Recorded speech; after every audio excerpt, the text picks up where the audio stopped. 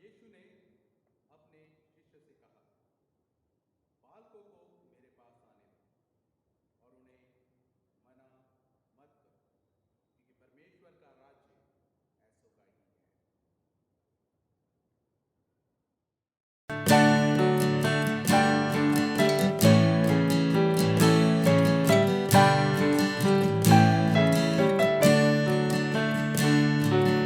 वंदे प्रभु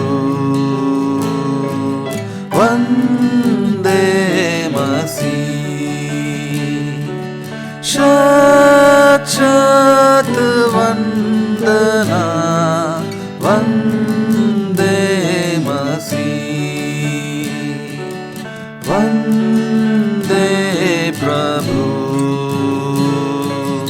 वंदे मसीह। इस शुभ दिन हम अपने को चरणों में तेरे लाते हैं। इस शुभ दिन हम अपने को चरणों में तेरे लाते हैं। इस शुभ घड़ी दोहराते हैं तेरे ही मधुर वचन को। इस शुभ घड़ी दोहराते हैं तेरे ही मधुर वचन को। वंदे प्रभु वंदे मसीह। अर्पण करते हैं इस जीवन को वचनामृत दे शरणागत को। अर्पण करते हैं इस जीवन को वचनामृत दे शरणागत को। अपने में कर ले पूर्ण प्रभु, धन्य मसीह धन्य प्रभु। अपने में कर ले पूर्ण प्रभु, धन्य मसीह धन्य प्रभु। वंदे प्रभु वंदे मसीह। शत शत वंदना वंदे मसीह। वंदे प्रभु वंदे मसीह। आइए हम सब मिलकर प्रार्थना करें। सर्वशक्तिमान परमेश्वर, आपके सम्मुख सबके हृदय खुले हैं। आप सबके अभिलाषाओं को जानते हैं और आपसे कोई भी भेद छिपा नहीं है। अपने पवित्र आत्मा की प्रेरणा से हमारे हृदय के विचारों को शुद्ध कीजिए, ताकि हम आपसे पूर्ण रूप से प्रेम करें और योग्य रीति से आपके पवित्र नाम की स्तुति करें। हमारे प्रभु यीशु मसीह के द्वारा, आमीन। स्वर्ग में परमेश्वर की महिमा और पृथ्वी पर उसके लोगों को शांति। हे प्रभु परमेश्वर, स्वर्गीय राजा, सर्वशक्तिमान पिता परमेश्वर, हम आपकी आराधना करते, आपको धन्यवाद देते और आपकी महिमा के कारण आपकी स्तुति करते हैं। हे प्रभु यीशु मसीह, परमेश्वर पिता के इकलौते पुत्र, हे प्रभु परमेश्वर, हे परमेश्वर के मेमने, आप जगत का पाप उठा ले जाते हैं, हम पर दया कीजिए। आप पिता की दाहिनी ओर विराजमान है, हमारी प्रार्थना स्वीकार कीजिए, क्योंकि केवल आप ही पवित्र हैं, आप ही प्रभु हैं, आप ही यीशु मसीह पवित्र आत्मा के साथ परमेश्वर पिता की महिमा में परम उच्च हैं। आमीन। आइए हम सभी मिलकर दया याचना की प्रार्थना में शामिल हों। प्रभु हम पर दया कीजिए, प्रभु हम पर दया कीजिए। क्रिस्त हम पर दया कीजिए, क्रिस्त हम पर दया कीजिए। प्रभु हम पर दया कीजिए, प्रभु हम पर दया कीजिए। आज की विशेष प्रार्थना। हे प्रभु और स्वर्गीय पिता, आपकी दृष्टि में प्रत्येक बालक और बालिका परम प्रिय है। प्रभु, हमारे देश के हर एक बालक और बालिका को आशीषित कीजिए और हमारी सहायता कीजिए कि हम उन सब वस्तुओं की व्यवस्था करें जो उनके शरीर, मन और आत्मा के स्वास्थ्य के लिए आवश्यक है। वर दीजिए कि जैसे जैसे वे आयु में बढ़ते जाएं, वे आपके अनुग्रह में भी बढ़ते जाएं। प्रभु यीशु मसीह के और हमारे मध्यस्थ और अधिवक्ता के द्वारा, जो आपके पवित्र आत्मा के साथ एक परमेश्वर है, अब और सदा सर्वदा जीवित और राज्य करते हैं। आमीन। आज का उत्तरवादी पाठ लिया गया है भजन संहिता 128। आप कृपया उत्तर दें। उसने तेरे भीतर तेरे बच्चों को आशीष दी है। क्या ही धन्य है हर जो यहोवा का भय मानता है और उसके मार्गों पर चलता है। तू अपनी कमाई को निश्चय खाने पाएगा। तू धन्य होगा और तेरा भला ही होगा।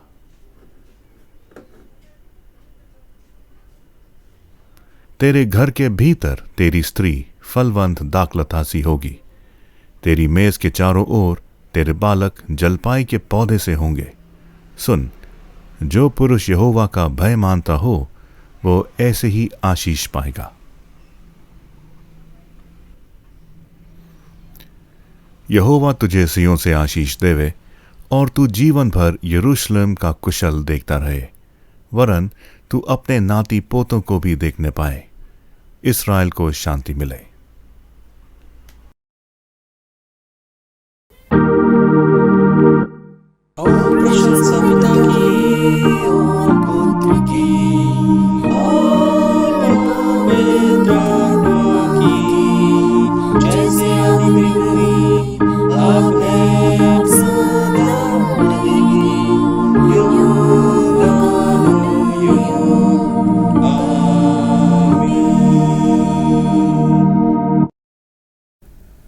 आज का दूसरा पाठ लिया गया है इफिसियों के नाम पौलुस प्रेरित की पत्री से, उसका 6वां अध्याय, उसकी पहली आयत से लेकर 4थी आयत तक। इसमें लिखा है, हे बच्चों, प्रभु में अपने माता पिता के आज्ञाकारी बनो, क्योंकि ये उचित है। अपनी माता और पिता का आदर कर, ये पहली आज्ञा है, जिसके साथ प्रतिज्ञा भी है कि तेरा भला हो और तू धरती पर बहुत दिन जीवित रहे। और हे पिताओं, अपने बच्चों को रीस ना दिलाओ, परंतु प्रभु की शिक्षा और चेतावनी देते हुए उनका पालन पोषण करो। यह परमेश्वर का वचन है। परमेश्वर अपने वचन के पढ़े और सुने जाने पर हम सबको आशीष दे। आमीन। आज के सुसमाचार का पाठ लिया गया है मरकुस रचित सुसमाचार, उसका 10वां अध्याय और 13 से लेकर 16 आयत तक। फिर लोग बालकों को उसके पास लाने लगे कि वो उन पर हाथ रखे, पर चेलों ने उनको डांटा। यीशु ने ये देख क्रोध होकर उनसे कहा, बालकों को मेरे पास आने दो और उन्हें मना मत करो, क्योंकि परमेश्वर का राज ऐसो ही का है। मैं तुमसे सच कहता हूं कि जो कोई परमेश्वर के राज को बालक की नाई ग्रहण ना करे, वो उसमें कभी प्रवेश करने ना पाएगा। और उसने उन्हें गोद में लिया और उन पर हाथ रखकर उन्हें आशीष दी। प्रभु अपने वचन के पढ़े और सुने जाने पर आशीष दे। आमीन। आइए हम समस्त मानव जाति के लिए प्रार्थना करें और अपनी प्रार्थनाओं को प्रभु यीशु मसीह के निरंतर निवेदन के साथ अर्पित करें। हे पिता, हम प्रार्थना करते हैं कि समस्त संसार में न्याय और शांति स्थापित हो और प्रत्येक व्यक्ति भरपूर जीवन प्राप्त करे। हे दयावान प्रभु, हमारी प्रार्थना सुन। उन सब लोगों के लिए जो इस नगर में रहते हैं, उन सब बातों को दूर करने के लिए जिनसे आपसी फूट और झगड़े होते हैं, और हमारे देश में सच्ची एकता की बढ़ती के लिए। हे दयावान प्रभु, हमारी प्रार्थना सुन। उन सब लोगों के लिए जो कृषि, उद्योग अथवा व्यापार में लगे हुए हैं, सब मजदूरों और कारीगरों के लिए, उन सब के लिए जो हमारे देश की रक्षा करते हैं। हे दयावान प्रभु, हमारी प्रार्थना सुन। अध्यापकों और छात्रों, वैज्ञानिकों, लेखकों और कलाकारों और उन सब व्यक्तियों के लिए जो अन्य लोगों के विचारों और भावनाओं को प्रभावित करते हैं। हे दयावान प्रभु, हमारी प्रार्थना सुन।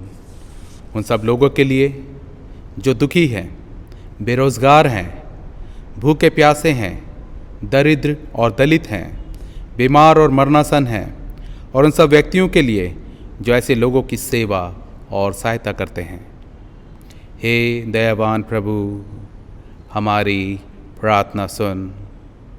हमारे तथा अन्य देशों के सब शासकों के लिए, विशेषकर हमारे राष्ट्रपति, प्रधानमंत्री, इस राज्य के राज्यपाल और मुख्यमंत्री, और उनके लिए भी जो लोगों पर किसी प्रकार का अधिकार रखते हैं। हे दयावान प्रभु, हमारी प्रार्थना सुन। संपूर्ण मसीह समाज की एकता और मेल मिलाप के लिए और समस्त संसार में उनकी गवाही और सेवा कार्य के लिए, हे दयावान प्रभु, हमारी प्रार्थना सुन। भारत में आपकी समस्त कलीसिया के लिए, उसकी परिषदों तथा अगुओं, विशेषकर हमारे प्रमुख धर्माचार्य पीसी सिंह, दक्षिण भारत कलीसिया के प्रमुख धर्माचार्य और मार्थोमा कलीसिया के मेट्रोपॉलिटन, और हमारे कमिश्नरी, हमारे पुरोहित, विशेषकर reverend Timothy Shaw, reverend Dennis Lal, reverend Jai Kumar, और हमारे ले लीडर आशीष, और आपके कलीसिया के सब अन्य धर्म सेवकों के लिए कि वे सच्चाई और लगन से आपकी सेवा करें। हे दयावान प्रभु, हमारी प्रार्थना सुन। ये वर दे कि आपके उन सब भक्तों के साथ जिन्होंने अपने जीवन में सच्चाई से आपकी सेवा की है, हम भी आपके राज्य के शाश्वत आनंद में संभागी हो सके। हे दयावान प्रभु, हमारी प्रार्थना सुन। हम सब एक साथ कहें, हे स्वर्गीय पिता, हमारे अपने राज्य को शीघ्र प्रकट कीजिए और हमारी इन प्रार्थनाओं को सुनिए। हम आपके पुत्र, हमारे प्रभु और उद्धारकर्ता यीशु मसीह के नाम से ये मांगते हैं, आमीन।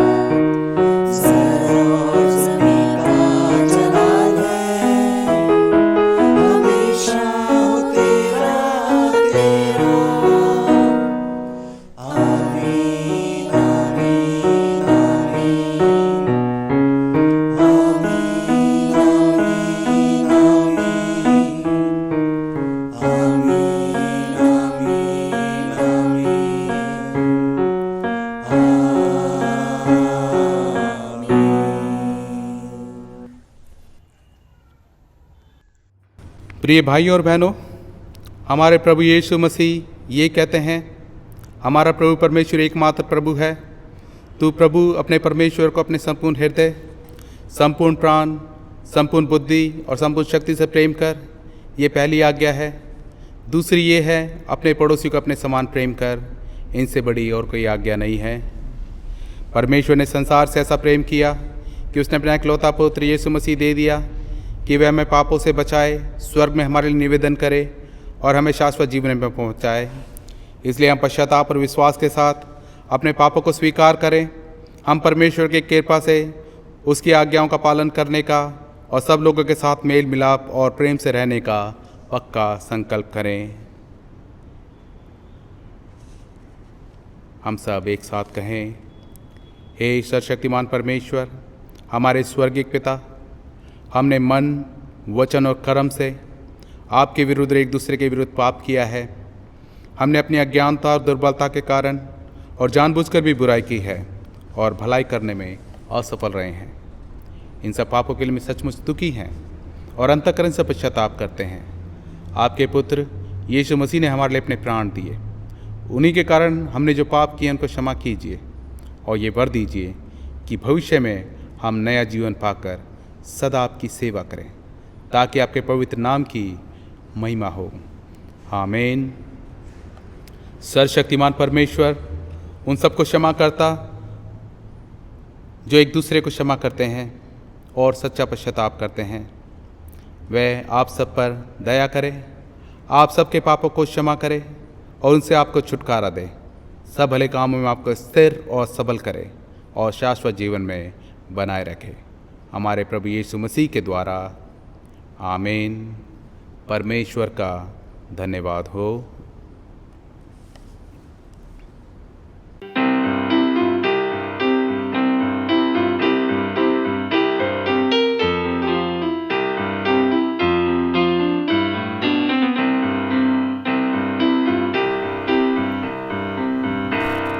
मेरे गीतों का विषय, मेरे गीतों का विषय, तू मेरी आराधना, तेरी महिमा मुझसे होवे, ये मेरी है कामना।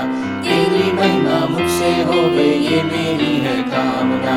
मेरे गीतों का विषय, तुझको मैंने मेरे प्रभु जी जब से पाया है, तेरे अनोखे प्रेम के आगे शीश झुकाया है।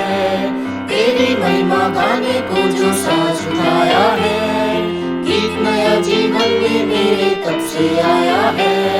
जीवन का हर पल अब तेरा, जीवन का हर पल अब तेरा, तू ही मुझको थामना। तेरी महिमा मुझसे हो गई, ये मेरी है कामना। तेरी महिमा मुझसे हो गई, ये मेरी है कामना। मेरे गीतों का विषय, तेरा वचन जो राह में मेरी दीप सजलता है, मेरे जीवन का हर पहलू उसमें ढलता है। तेरे वचन के द्वारा मुझको साहस मिलता है, मैं कभी ना भटकेगा जो उस पर चलता है। तेरे वचन को थामे रहूं मैं, तेरे वचन को थामे रहूं मैं, ओ मेरी ये साधना। तेरी महिमा मुझसे हो गई, ये मेरी है कामना। तेरी महिमा मुझसे हो गई, ये मेरी है कामना। मेरे गीतों का विषय, वक्त चुनौती देकर पूछे तुमसे बारंबार, यीशु मसीह को बनाया तुमने जीवन का आधार। सोचना होगा हर प्राणी को क्या वो है तैयार, देखो शायद कल ना आए, करना ना इनकार। एक दिन करना होगा, एक दिन करना होगा, सबको उसका सामना। तेरी महिमा मुझसे हो गई, ये मेरी है कामना। तेरी महिमा मुझसे हो गई, ये मेरी है कामना। मेरे गीतों का विषय, मेरे गीतों का विषय, तू मेरी आराधना। तेरी महिमा मुझसे हो गई, ये मेरी है कामना। तेरी महिमा मुझसे हो गई, ये मेरी है कामना। मेरे गीतों का विषय। आप सबों को जय मसीह की। परमेश्वर का हम धन्यवाद करते हैं, आज के दिन के लिए धन्यवाद करते हैं, उसकी संगति के लिए जो हम उसके साथ कर पाते हैं। इससे पहले हम वचन में जाएं, आइए परमेश्वर से प्रार्थना करें। पिता परमेश्वर, आपका धन्यवाद करते हैं आज के मौके के लिए, धन्यवाद करते हैं आपके चरणों पर बैठे हैं। वो जीवन की रोटी प्रभु जी जो आप ही की ओर से मिलती है हमें दें, ताकि उसको ग्रहण करें प्रभु जी, और इस जीवन को जीने वाले हो सके। हम सब के ऊपर अपना पवित्र आत्मा का हाथ रखें प्रभु जी, और हमारे जीवन के अंधकार को इस वचन से दूर करें प्रभु जी। अपने वचन के द्वारा हमसे बातचीत करें। आपके प्यारे बेटे प्रभु यीशु मसीह के नाम से मांगते हैं, आमीन। आज पवित्र आत्मा के अवतरण पर्व के पश्चात 19वां रविवार है, और आज का जो हमारा प्रस्तावित विषय है वो परिवार यानी कि संतान। पिछले हफ्ते हमने जो था प्रस्तावित विषय परिवार, पति और पत्नी था, और आज इसका जो अगला हिस्सा हम कहेंगे वो संतान है। और संतान में, और आप जानते हैं पति पत्नी के बारे में हम सब जानते हैं, जब परिवार आगे बढ़ता है तो संसार जो है, संसार में एक नया बालक या बालिका जन्म लेती है। और मेरे और आपके जीवन में हम जानते हैं जो बच्चे होते हैं हमारे परिवारों में, वो परमेश्वर की ओर से एक उपहार होते हैं। वो बच्चे जो होते हैं वो परमेश्वर की ओर से उपहार होते हैं, और बच्चे जो होते हैं वो एसेट्स होते हैं। हिंदी में एक अच्छा वर्ड है, इंग्लिश में वर्ड है एसेट्स। वो लायबिलिटीज़ नहीं होती है, मतलब वो हमारी एक संपत्ति होती है, हमारी जान से ज़्यादा प्यारी चीज़ें होती हैं। जैसे हमारी संपत्ति होती है, हमारे कार होता है, हमारी घर होता है, ये सब चीज़ों वैसे हमारे उनसे भी ज़्यादा महत्वपूर्ण होते हमारे बच्चे होते हैं। वो एक जिम्मेवारी नहीं है जैसे कई लोग सोचते हैं, लायबिलिटीज़ नहीं है, वो हमारे एसेट्स हैं। वो हमारे बोझ नहीं है, हमारे परिवारों के बच्चे वो हमारे बोझ नहीं है, वो हमारे लिए बहुत बड़ी आशीषें होती हैं, और परमेश्वर की ओर से बहुत बड़ा दान होता है। और परमेश्वर की ओर से ये दान होता है, गिफ्ट होता है, और उसको हमें बिल्कुल ऐसे रखना चाहिए जैसे हम अपने किसी खजाने को रखते हैं बच्चों के साथ हमें। क्योंकि प्रभु यीशु मसीह ने आज, जैसे हमने वचन में मरकुस 10 उसके 13 और 16 में भी पढ़ा है, और मत्ती की इंजील उसका 18 और 5वीं आयत में भी कहता है कि जो एक बालक को मेरे नाम से ग्रहण करता है वो मुझे ग्रहण करता है। और उसी के आगे 6ठी आयत में मत्ती 18:6 में परमेश्वर प्रभु यीशु मसीह कहते हैं कि अगर तुम इनमें से किसी भी एक छोटे को ठोकर खिलाते हो तो इससे ये होगा कि एक बड़ा पत्थर तुम्हारे गले में टांगा जाए और तुम्हें समुद्र में फेंक दिया जाए। तो परमेश्वर ने बच्चों को बड़ा महत्वपूर्ण महत्व दिया है अपने वचन में। बच्चों की अगर बात करते हैं तो ज़माना में आप जानते हैं बहुत ज़्यादा बदल चुका है, बहुत ज़्यादा ज़माना बदलता जा रहा है। 1930 में जो बच्चे थे वो डिप्रेशन का दौर था। उस टाइम सबको बड़ी मेहनत करनी पड़ती थी। एक एक रुपए जो होता था, 10-10 पैसे जो होते थे, 5-5 पैसे की बड़ी कीमत होती थी। फिर जो 40 के दशक में बच्चे आए, उन्होंने विश्व युद्ध देखे और बड़ा बुरा वक्त देखा।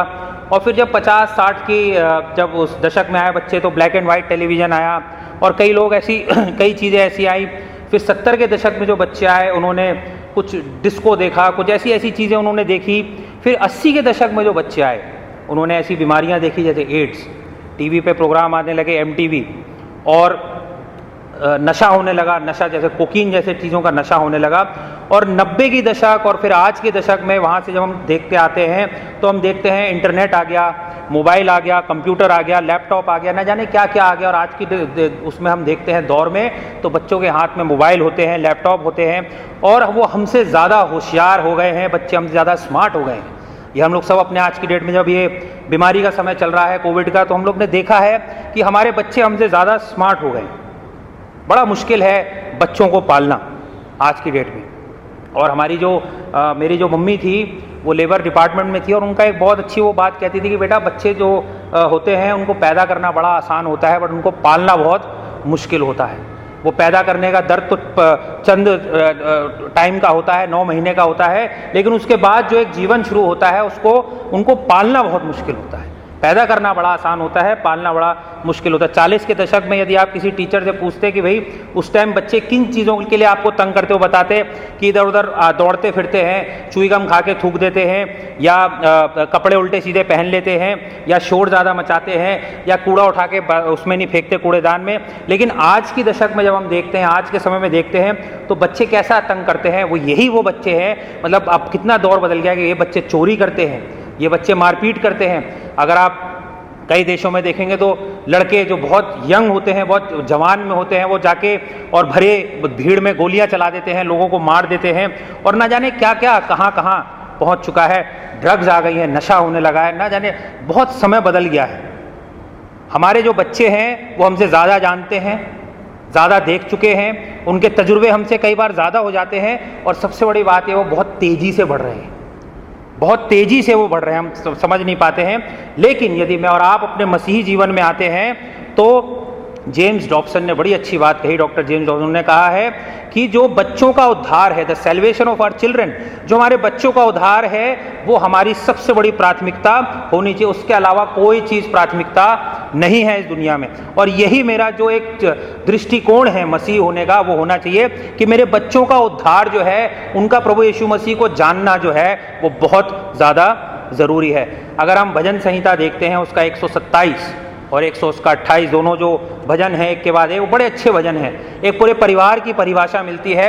एक परिवार की परिभाषा जो हमने पिछले हफ्ते का प्रस्तावित विषय था, जब पति और पत्नी की बात करी गई, और उसी को अगर ऊपर से पढ़ते हैं, यदि घर को यहोवा ना बनाए तो बनाने वाले का परिश्रम व्यर्थ है। और उसी को जब आप पढ़ते जाएंगे तो उसमें पति का, पत्नी का और आगे बच्चों का और पूरे परिवार का जो है एक समावेश हमको वहाँ पर मिलता है। और इसकी तीसरी आयत मैं आपके सामने भजन संहिता 127 और उसकी तीसरी आयत को पढ़ना चाहूँगा।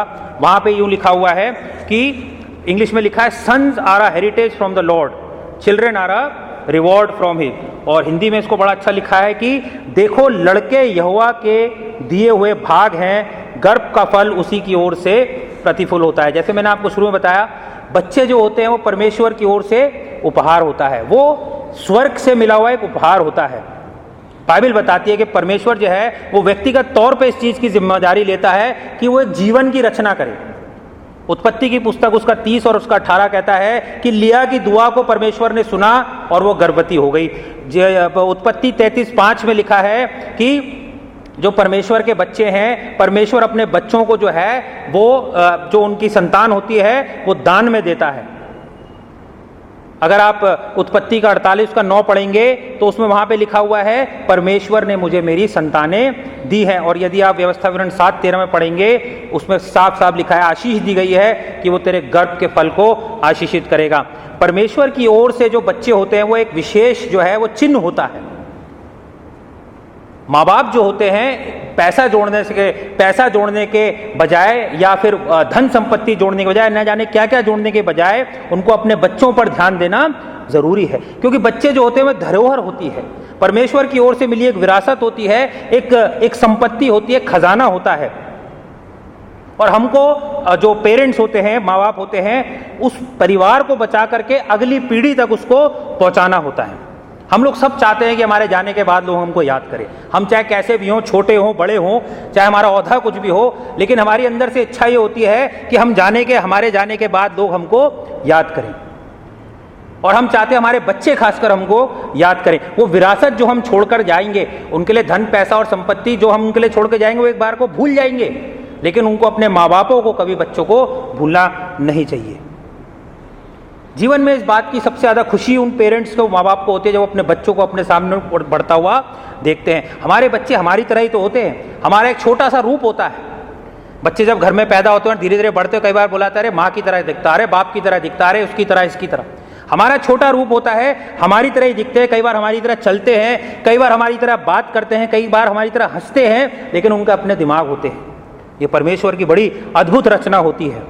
और किसी का जीवन बेकार में नहीं होता यदि वो अपने बच्चों को परमेश्वर के प्रेम के बारे में बताकर जाता है और उनको ये सिखा के जाता है कि बेटा परमेश्वर के मार्ग पर चलना है, बाइबल को पढ़ना है, दुआ करना है और उसके पीछे पीछे चलना है। तीसरा यूहन्ना उसको 4 आयत बड़ी अच्छी बात कहती है कि मुझे इससे बड़ा कोई आनंद नहीं कि मैं ये देखूं कि मेरे बच्चे जो हैं वो सच्चाई के मार्ग पर चल रहे हैं। तीसरा यूहन्ना का तीसरा खत उसकी 4 आयत कहती है कि इससे अच्छी बात कोई नहीं होती कि मैं अपने बच्चों को सच्चाई के मार्ग पर चलते हुए देखूं। जो बच्चे होते हैं वो परमेश्वर के प्रेम को परिवार में लेकर के आते हैं। आप जानते हैं कई बार परिवार जो पति पत्नी टूटने से, अलग होने से बच जाते हैं जब उनके बीच में संतान आ जाती है, क्योंकि संतान जो होती है वो पूरे घर को बांध लेती है, पूरे घर का ध्यान उस पर चला जाता है।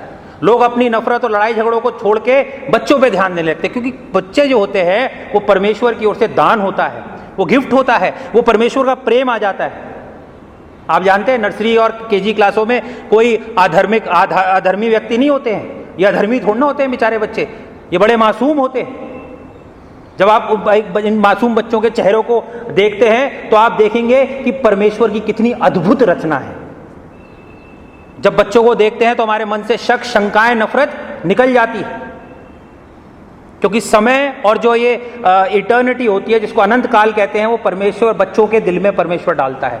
इतनी अच्छी और मासूम बातें बच्चे जब करते हैं, और हर एक बच्चा जो इस पृथ्वी पर आता है, चाहे दिखने में कैसा भी क्यों ना हो, वो परमेश्वर की छाप अपने ऊपर लेकर आता है। इसीलिए प्रभु यीशु मसीह बच्चों से बहुत प्रेम करते थे, और हमको भी प्रेम करना अपने बच्चों से बहुत जरूरी। एक बहुत अच्छी और महत्वपूर्ण बात जो हमको यहाँ मिलती है, उसकी 4थी आयत में मिलती है, वो ये है, जैसे वीर के हाथ में तीर वैसे ही जवानी के लड़के होते हैं।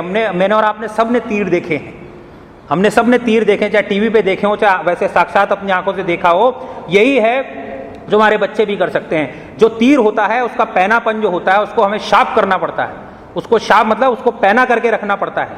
उसी तरह मुझे और आपके अपने बच्चों, अपने जो हमारे घर में संतान होती है, उसको मुझे और आपको पैना करके रखना है, उनको शेप में लेके आना है। तीर जो है बहुत दूर तक जा सकता है।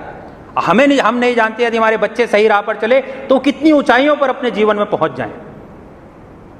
और तीर का जो निशाना होता है, वो हमेशा निशाने की ओर जो है जाना चाहिए, उसको निशाने की ओर जाना चाहिए। हम, मुझे और आपको आज अपने आप से पूछना है कि हम कहाँ जाते हैं कि हमारे बच्चों का निशाना जाए। जो तीरंदाज होते हैं, वो घंटे लगाते हैं अपने तीरों को बनाने में, उनको पैना करते हैं, उनको एक अच्छे आकार में लाते हैं, उनकी लकड़ी ध्यान से काटी जाती है, और फिर उसकी पॉलिश की जाती है, ना जाने क्या क्या करा जाता है ताकि वो अच्छा लगे। और सबसे बड़ी बात यह है कि जब उसका निशाना लगाया जाता है तो ऐसा लगाया जाता है कि वो इधर उधर ना जाए। अगर वो इधर उधर जाता है तो उससे काफ़ी नुकसान भी हो सकता है। बाइबल में हमने बड़ा अच्छा भी पढ़ा, इफिसियों की पुस्तक उसके 6 अध्याय में, कि माँ बाप जो हैं अपने बच्चों को रिस्क ना दिलाएं। कई बार माँ बाप अपने बच्चों को रिस्क दिलाते हैं, और उससे क्या होता है कि वो जो चाहते हैं अपने बच्चों से, वो उस चीज़ को प्राप्त नहीं कर पाते हैं। हमारा उद्देश्य या हमारा एम जो है वो अपने बच्चों के लिए क्या है। एक बड़ी अच्छी बात एक बड़े अच्छे पास्टर ने कही कि बहुत से मसीह माँ बाप जो होते हैं वो डिफेंस खेलते हैं, वो डिफेंस खेलते हैं, बचाव वाला गेम खेलते हैं। बचाव वाला गेम क्या होता है? वो ये होता है कि हम चाहते हैं हमारे बच्चे सिगरेट ना पिए, हम ये चाहते हैं वो शराब ना पिए, वो ड्रग्स में ना चले जाएं, वो उल्टे सीधे काम ना करें। अच्छी बात है, सब चाहते हैं, और हम यही काम अपने डिफेंस में जीवन में करते रहते हैं, एहतियातें बरतते रहते हैं। बट हमको अपने बच्चों को स्ट्रांग बनाना है, हमको डिफेंस नहीं ऑफेंस खेलना है। ऑफेंस का मतलब होता है आप किसी कोई गलत काम नहीं, मतलब कि मुझे और आपको अपने बच्चों में ये डालना है, सही बातें तो सिखानी, बट अपने बच्चों के अंदर ये भी डालना है कि मुझे उन बच्चों को कैसे प्रभु यीशु मसीह के लिए जीवन को जीना है और इस पृथ्वी में बदलाव को लेके आना है। चाहे वो परिवार में हो, चाहे समाज में हो, चाहे आस पड़ोस में हो, चाहे जहां कहीं भी वो रहते हो। डिफेंस नहीं, हमको ऑफेंस इस चीज में लाना है। यही मुझे और आपको करना है। हम लोग अपने बच्चों के लिए बड़े बड़े सपने सोचते हैं, लेकिन परमेश्वर की नजर में बहुत छोटे सपने होते हैं। हमारे सपने वो छोटे होते क्या? हम चाहते हैं अच्छी एजुकेशन मिल जाए, अच्छा करियर मिल जाए, ये बच्चे सेटल हो जाए, इनकी अच्छी शादियां हो जाएं, और फिर ये अपने इनके घर हो जाएं, और ना जाने क्या क्या हो जाए। ये काफी नहीं है मेरे प्रियो, ये बड़ी छोटी सी बातें हैं जो परमेश्वर की नजरों में। हमारे लिए जो उद्देश्य होना चाहिए वो बच्चों का ये होना चाहिए कि वो परमेश्वर की सेवा करें, अपनी नौकरी करे, पढ़ाई करे, सब कुछ करे, इंजीनियर बने, डॉक्टर बने, चाहे कुछ भी बने, बट परमेश्वर के मार्ग पर चले, उसकी सेवकाई करे, उसको अपने जीवन में प्राथमिकता दे। और इसीलिए मुझे उन तीरों को पैना करना बहुत जरूरी, उनको शार्प करना बहुत जरूरी होती है। बच्चे जो होते हैं, तीसरी बात जो है वो घर की ताकत होती है। 5वीं आयत कहती है, बड़ी अच्छी बात, क्या ही धन्य वे पुरुष जिसने अपने तरकश को उनसे भर लिया है, वह फाटक के पास शत्रुओं से बातें करते में संकोच ना करेगा। बाइबल कभी नहीं कहती कि इतने बच्चे पैदा करनी चाहिए। शुरू के लोगों में, जो पहले के लोग होते थे, उनमें उनके काफी संतानें होती थी, कोई ऐसी लिमिट नहीं होती थी। लेकिन बात यह है कि बाइबल कभी इस बात को स्पेसिफाई नहीं करती। बाइबल सिर्फ ये बताती है कि बच्चे जो होते हैं वो परमेश्वर की ओर से एक दान होता है, एक फेवर होता है। तरकश का मतलब ये है, तरकश हमारे जूतों की तरह होते हैं, कई साइज में आते हैं, कई साइज में आते हैं, बट हमको उसको अपने परमेश्वर के वचनों से भरकर रखना है। बाइबल जो है वो बच्चों को एक सोशल सिक्योरिटी के नाम पे दिखाती है। यदि आप 127 को ध्यान से पढ़ते भजन संहिता को, वो ये था कि अगर माँ बाप जब बूढ़े हो जाते हैं और उनके पास अच्छे बच्चे होते हैं, प्यार करने वाले बच्चे होते हैं, तो वो लाखों करोड़ों रुपयों से अच्छे होते हैं, यदि वही बच्चे प्यार करने वाले, आदर करने वाले होते हैं। यहाँ पे जब लिखा है जिस वे फाटक के पास शत्रुओं से बातें करते संकोच ना करेगा, इसका मतलब क्या है? आप जानते हैं, जो सिटी गेट होता था, जो शहर का गेट होता था, वहां पर जो बलवान लोग होते थे, जो इन्फ्लुएंशियल लोग होते थे, प्रभावशाली लोग होते थे, वो अपना धंधा वहां पर करते थे, बिजनेस वहां पर करते थे। और वहीं पर जो होता था, समझदार जो लोग होते थे, वो वहां पर फैसले सुनाते थे, न्याय करते थे। और वहीं पे लोग अपने विरोधियों से ही मिलते थे। लेकिन वो पिता जिसके पास अच्छी संतानें होती थी, समझदार संतानें होती थी, परमेश्वर का भय मानने वाली संतानें होती थी, वो अपने जो उसके उस पिता के ऊपर दोषी झूठे दोष लगाते थे उनसे डरता नहीं था। यही बाइबल में लिखा है, वह फाटक के पास शत्रुओं से बातें करने में संकोच ना करेगा। यही मुझे और आपको देखना है। एक परिवार के रूप में मुझे और आपको इस चीज का देखना है, पति पत्नी हो गए, बच्चे हो गए, शैतान का कोई भी अटैक ना होने पाए। और इसके लिए मुझे अपने बच्चों को, अपने आने वाली संतान को, जनरेशन को, पीढ़ी को मजबूत करना है। यहां पर कहीं किसी ना पैसे की बात करी गई है, ना सामर्थ्य की बात करी गई है, ना किसी ओहदे की बात करी गई है। यहां सिर्फ यह बताया गया है कि परमेश्वर के भय में चलना है। परमेश्वर की आशीष मेरे प्रियो कभी भी सांसारिक दौलत, सांसारिक शोहरत में कभी नहीं पाई जाती है, क्योंकि ये सब चीजें मुसीबत में जब परिवार में पड़ती है काम नहीं आती हैं। काम वो आता है परमेश्वर का भय, परमेश्वर का ज्ञान, परमेश्वर का वचन और परमेश्वर की प्रार्थना। और यही मुझे अपने बच्चों के, परिवारों का जो है आधार जो है बनाना होता है। अब बड़ी अच्छी बात, बहुत पति पत्नी आज की डेट में माँ बाप बिजी हो जाते हैं, क्या फायदा? जैसे बाइबल कहती है, what shell a man profit, मनुष्य को क्या फायदा यदि वो सब कुछ प्राप्त करे और अपने परिवार को खो दे। बच्चे पालना बहुत मुश्किल है, परेशानी का सबब है, लेकिन परमेश्वर सामर्थ्य देता है। परमेश्वर जो है सामर्थ्य देता। तो याद रखें मेरे प्रियो, बच्चे जो होते हैं वो परमेश्वर की ओर से दान होते हैं। दूसरी बात यह है कि परमेश्वर की आशीषें उन सब के लिए उपलब्ध होती है जो उसको ढूंढते हैं, उसको पाते हैं। और जो पैसा होता है, जो वर्ल्डली, जो सांसारिक जो अब उपलब्धियां होती हैं, वो एक अच्छे और कुशल परिवार के सामने कुछ नहीं है। अगर 2 सूखी रोटी और दाल भी खाते हैं आप घर में और खुशी से खाते हैं, वो उससे लाख गुना अच्छा है। जहाँ पे लोगों के परिवारों में लड़ाई झगड़े होते हैं, बच्चे माँ बाप की नहीं सुनते हैं, माँ बाप बच्चों पर ध्यान नहीं देते हैं। और यही चीज़ मुझे और आपको आज सीखनी है। परिवार वो अच्छा होता है जहाँ पर एक दूसरे का आदर किया जाता है, और जब वो एक रात साथ में बैठ के खाना खाते हैं, वो एक परिवार कहलाता है। और यही नहीं, बच्चों को, मुझे और आपको अपने माँ बाप का, अपने दादा दादी का, अपने नाना नानी का, सबका आदर करना सिखाना है। हम बड़े बुरे और दुष्ट संसार में इस वक्त रह रहे हैं, और हमारी जो संतानें हैं वो धरोहर है, वो परमेश्वर की ओर से दी हुई मुझे और आपको एक आशीष है। और मुझे और आपको उस पर चलना है, और इन बच्चों को भी करना जो है, इस पर चलना सिखाना है। आप जानते हैं 127 की पहली आयत क्या, यदि घर को यहोवा ना बनाए तो उसके बनाने वालों का परिश्रम व्यर्थ होगा। मैं और आप अगर अपने बच्चों को हर तरह की सुख सुविधाएं दे दें, अच्छे से अच्छा एजुकेशन दे दें, सब कुछ दे दें, सोने का बिस्तर भी दे दें अगर निकाल के, तब भी यदि मैं और आप उसको परमेश्वर का ज्ञान नहीं देते हैं, अगर आधार परमेश्वर का नहीं बनाते हैं, तो आने वाली पीढ़ी और मेरे आने वाली जो संतान है वो नाश की ओर जाती है। अब मुझे और आपको अपने परिवार में परमेश्वर के प्रेम को स्थापित करना है, उसके बारे में बातें करनी है। अपने बच्चों को, जिनका ध्यान 2000 आज की चीज़ों में भटका हुआ, उनको समेटना है, कोशिश करना है। मुझे हार नहीं माननी। कई बार मैं और आप जब माँ बाप होते हैं वो हार जाते हैं अपने बच्चों से, लेकिन मुझे और आपको कोशिश करते रहना है, क्योंकि जब मैं और आप कोशिश करते हैं, परमेश्वर निश्चय मुझे और आपको आशीष देता है। आइए परमेश्वर से प्रार्थना करें। पिता परमेश्वर, आपका धन्यवाद देते हैं, अपने वचन के द्वारा आपने हम सबसे बातचीत की। हमारी मदद करें, हमारी सहायता करें। हमारे परिवारों में जो संतानें, हमारे बच्चे हैं, उन सबको आशीषित करें, उन सब से बातचीत करें। यदि कोई ऐसा बच्चा है जो परमेश्वर से दूर है, प्रभु जी, उसके मन से बातचीत करें, उसके दिल से बातचीत करें, और उसको वापस परिवार में और अपने भय में लेकर आएँ। हम सबको आशीषित करें, हम सबको संभालें। आज के वचन के लिए आपका धन्यवाद करते हैं, और इस प्रार्थना को मांगता हैं आपके प्यारे बेटे प्रभु यीशु मसीह के नाम से, आमीन। आइए हम सब अपने विश्वास वचन को दोहराएंगे। हम एक परमेश्वर सर्वशक्तिमान पिता पर विश्वास करते हैं, वह स्वर्ग और पृथ्वी का और समस्त दृश्य एवं अदृश्य वस्तुओं का करता है। हम एक प्रभु यीशु मसीह पर विश्वास करते हैं, वे परमेश्वर का इकलौता पुत्र, सर्वयुगों से पहले पिता से उत्पन्न, परमेश्वर से परमेश्वर, ज्योति से ज्योति, सत्य परमेश्वर से सत्य परमेश्वर, कृत नहीं वरन उत्पन्न है। उनका और पिता का तत्व एक ही है। उन्हीं के द्वारा सब वस्तुएं बनी। हम मनुष्य के लिए और हमारे उद्धार के निमित्त वह स्वर्ग से उतर आए। पवित्र आत्मा की सामर्थ्य से वे कुंवारी मरियम से जन्मे और मनुष्य बने। पैंतुस पिलातुस के शासन में वे हमारे लिए क्रूस पर चढ़ाए गए। उन्होंने दुख भोगा, वे मरे और गाड़े गए।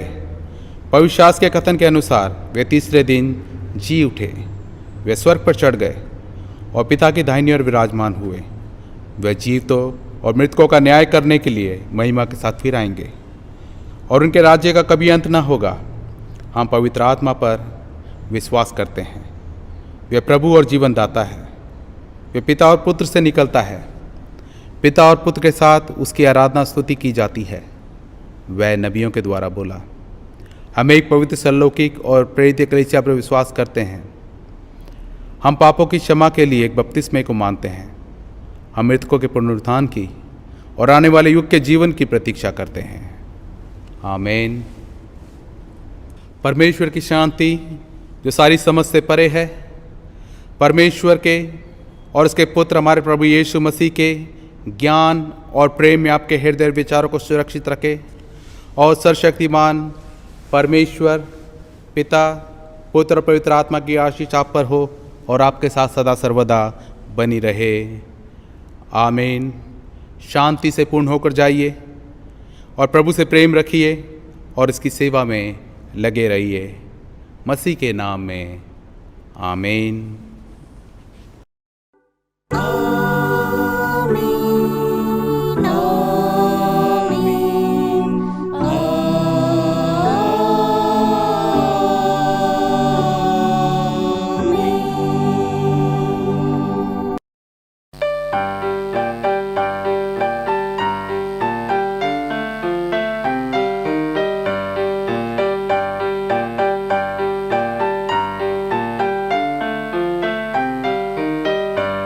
मेरा मन धो देना प्रभु, विनती करूं बार बार। मेरा मन धो देना प्रभु, विनती करूं बार बार।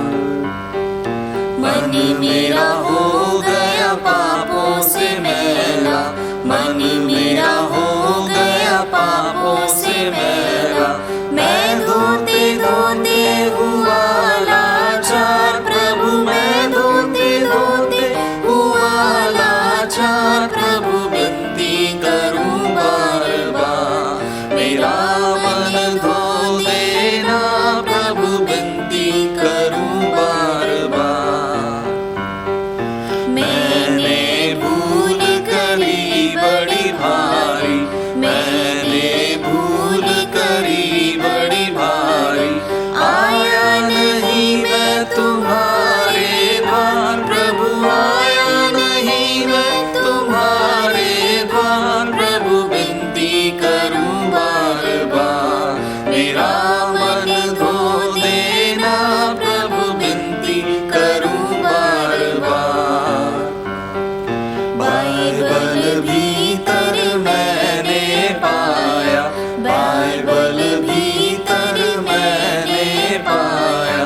तुम ही हो दिल के धोवनहार प्रभु, तुम ही हो दिल के धोवनहार प्रभु, विनती करूं बार बार। मेरा मन धो देना प्रभु, विनती करूं बार बार।